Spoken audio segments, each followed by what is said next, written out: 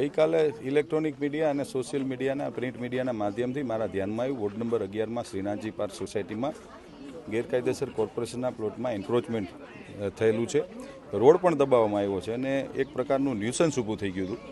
એટલે આજે પણ મને સોસાયટીના લગભગ 200-300 લોકો રહેવાસીઓ, સિનિયર સિટીઝનો અને બહેનો વર્કિંગ અવરની અંદર બહેનો મહાનગરપાલિકામાં આવી અમને પણ ન ગમતું હોય એટલે તાત્કાલિક મેં નિર્ણય કરીને આજ મારા અધિકારીની ટીમને લઈને હું આજે અહીંયા સ્થળ ઉપર આવ્યા છીએ.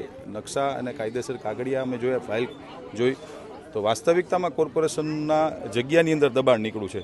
એ દબાણ એ લોકોને જાણ કરી અને દબાણ દૂર કરી નાખશું અમે અને કોર્પોરેટ જે આ રોડ છે રોડને પણ અમે ખુલ્લો મૂકી દઈશું. ઘણું મોટું દબાણ છે, 7-8 મકાનો જેવા બની ગયા છે, પણ 7 હોય કે 70 હશે. મહાનગરપાલિકા એના પ્લોટનો કબજો લેશે અને ગેરકાયદેસર કોઈ પણ જાતની પ્રવૃત્તિમાં અમે સાંખી ન લઈએ અને એ ખુલ્લું કરી નાખશું, કોઈ પણ હોય.